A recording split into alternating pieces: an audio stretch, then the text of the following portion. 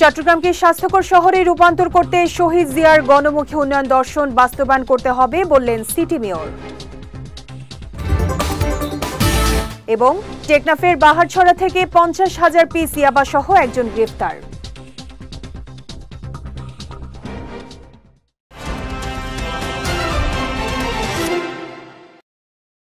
আসসালামু আলাইকুম। চট্টগ্রাম সংবাদে আমন্ত্রণ জানাচ্ছি আমি শেখ তাসফিয়া করিম।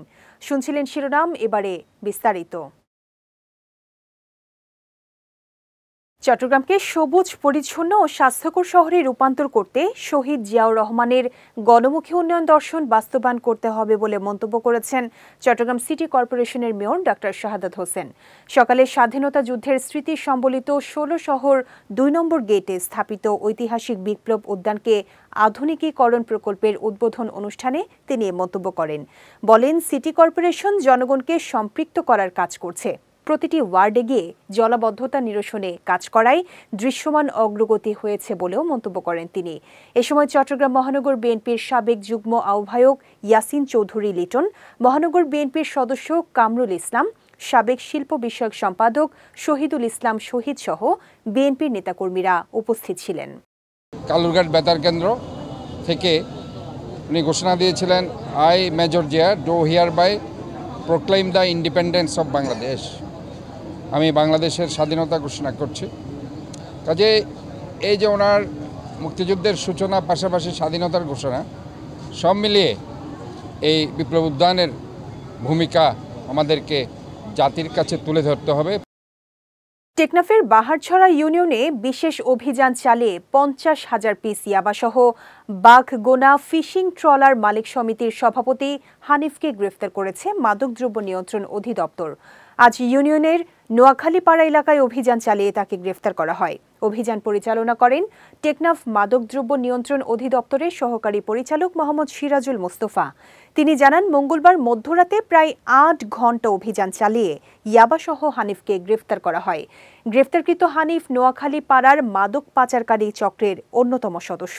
এদিকে গ্রেফতারকৃত হানিফের বিরুদ্ধে টেকনাফ থানায় একটি মামলা দায়ের করা হয়েছে জানিয়ে এই সিন্ডিকেটের অন্যান্য সদস্যদের গ্রেফতারে অভিযান চলছে বলেও জানান তিনি।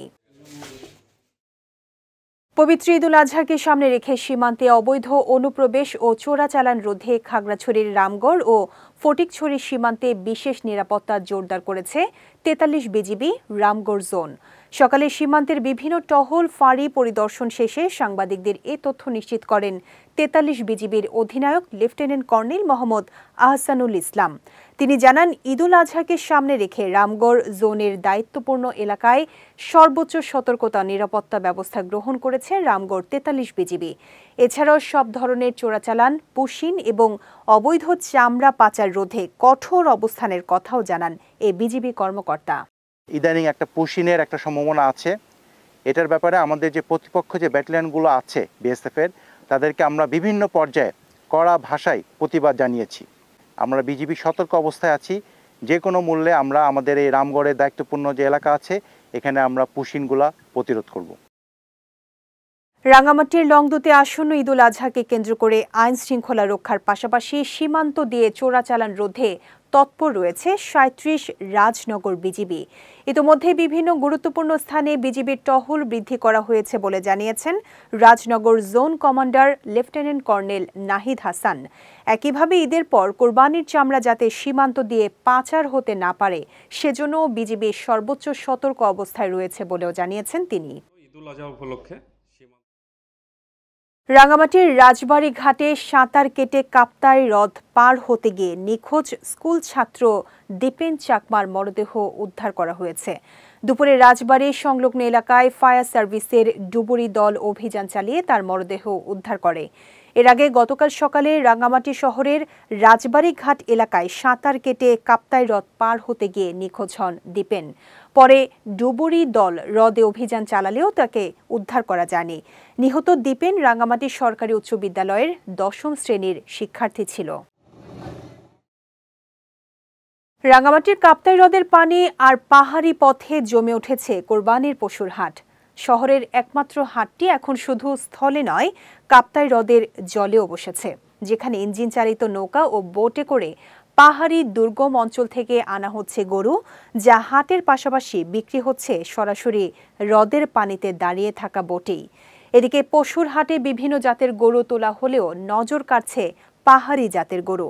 এছাড়া এবার স্থানীয় চাহিদা মিটিয়ে আরও ৫,৯৮৩টি গবাদি পশু উদ্বৃত্ত থাকার কথা জানিয়েছেন এ কর্মকর্তা। ৬৮,৮৬৫টা আমাদের রেডি আছে। আর আমাদের রাঙ্গামাটি জেলায় চাহিদা হচ্ছে ৬২,৮৮২টি গবাদি পশু চাহিদা। আর আমাদের উদ্বৃত্ত আছে হলো ৫,৯৮৩টি।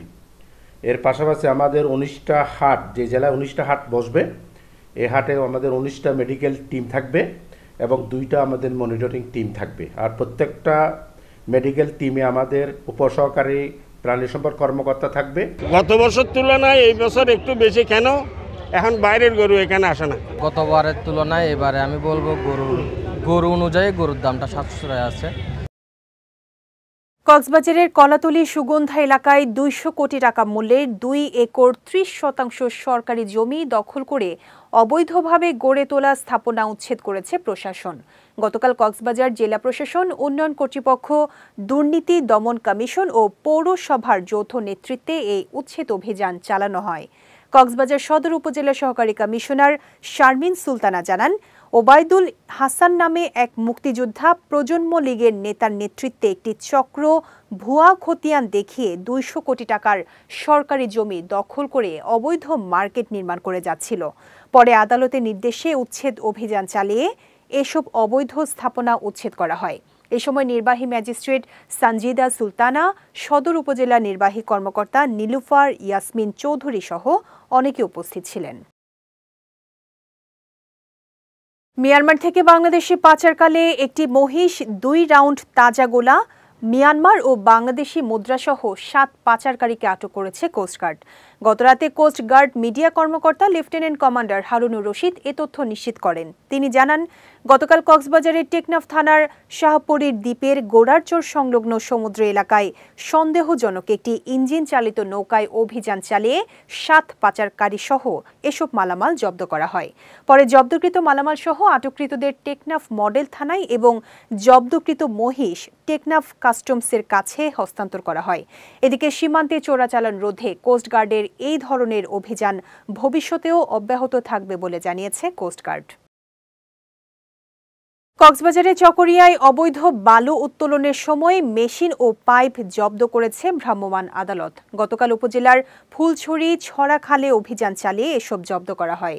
এ সময় অবৈধ বালু উত্তোলন বন্ধ করে দেন ভ্রাম্যমাণ আদালত। পরে জব্দকৃত মেশিন ও পাইপ স্থানীয় বন বিভাগের কাছে দেয়া হয়েছে বলে জানান চকরিয়া উপজেলা সহকারী কমিশনার রূপায়ণ দেব। অভিযানে কক্সবাজার উত্তর বন বিভাগের ফুলছড়ি বন বিট কর্মকর্তা জুয়েল চৌধুরী সহ বনকর্মী, থানা পুলিশ এবং খুঁটাখালী ভূমি অফিসের স্টাফরা উপস্থিত ছিলেন। পার্বত্য জেলার রাঙ্গামাটিতে ৩,০৪৮ জন আনসার ও হিল ভিডিপি সদস্যদের মাঝে মহাপরিচালকের পক্ষ থেকে পবিত্র ঈদুল আজহা উপলক্ষে উপহার সামগ্রী বিতরণ করা হয়েছে। গতকাল দুপুরে রাঙ্গামাটি জেলা কমান্ডারের কার্যালয়ে আনুষ্ঠানিকভাবে এসব উপহার সামগ্রী বিতরণ করেন আনসার ও গ্রাম প্রতিরক্ষা বাহিনী, চট্টগ্রাম ও পার্বত্য চট্টগ্রাম রেঞ্জের উপমহাপরিচালক মোহাম্মদ সাইফুর রহমান। জেলা কমান্ড্যান্ট মোহাম্মদ আনোয়ার হোসেনের সভাপতিত্বে এতে বিশেষ অতিথি ছিলেন ঘাগড়া আনসার ব্যাটালিয়নের পরিচালক বিকাশ চন্দ্র দাস। এ সময় জেলা আনসার ও ভিডিপি কর্মকর্তা এবং ১০ উপজেলা থেকে আগত ভিডিপির সদস্যরা উপস্থিত ছিলেন। টেকনাফ উপজেলার সাবরাং ইউনিয়নের শাহপরীর দ্বীপ জালিয়াপাড়ায় পানিবন্দী ক্ষতিগ্রস্ত ১১৫টি পরিবারের মাঝে খাদ্যদ্রব্য বিতরণ করা হয়েছে। গতকাল এসব খাদ্যদ্রব্য বিতরণ করা হয়।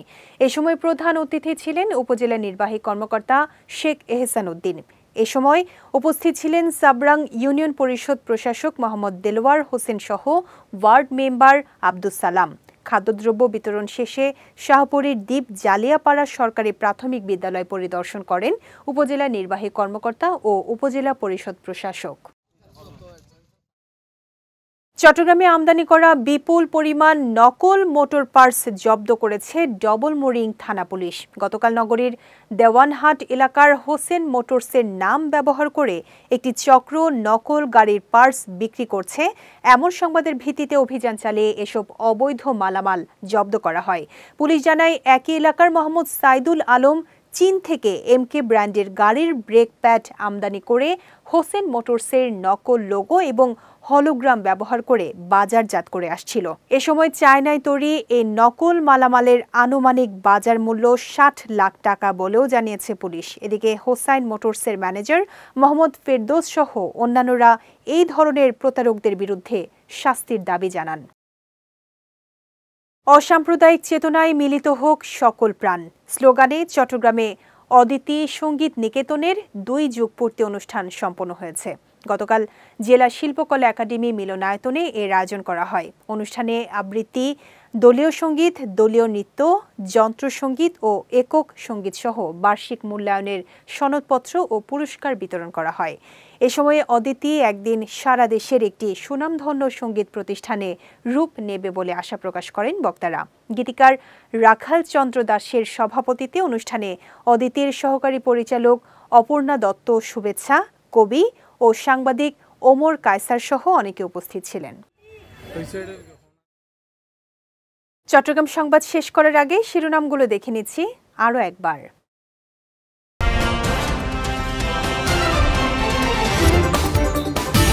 চট্টগ্রামকে স্বাস্থ্যকর শহরে রূপান্তর করতে শহীদ জিয়ার গণমুখী উন্নয়ন দর্শন বাস্তবায়ন করতে হবে বললেন সিটি মেয়র। এবং টেকনাফের বাহারছড়া থেকে ৫০,০০০ পিস ইয়াবা সহ একজন গ্রেফতার।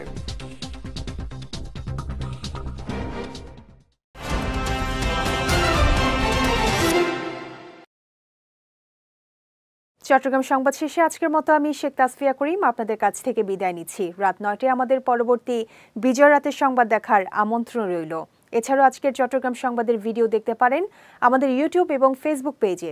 আমাদের ইউটিউব হলো youtube.com/BijayTVOfficial এবং আমাদের ফেসবুক পেজ হলো facebook.com/BijayTVLimited। এতক্ষণ সঙ্গে থাকার জন্য ধন্যবাদ সবাইকে।